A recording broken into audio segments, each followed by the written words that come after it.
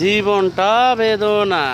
তার ছিঁড়ছে এই জায়গায়, মানে এই জায়গায় তারটা ছিঁড়ছে। এখন সবচেয়ে বড় প্রবলেম হয়েছে চারো সাইডে পানি আর পানি, পানি আর পানি, পানি আর পানি। মনে হয় যে বন্যা। এটা হচ্ছে মুক্তারপুর এই পান্না হলের যে রোডটা, পানি আর পানি। এই যে তারটা ছিঁড়ছে, এই যে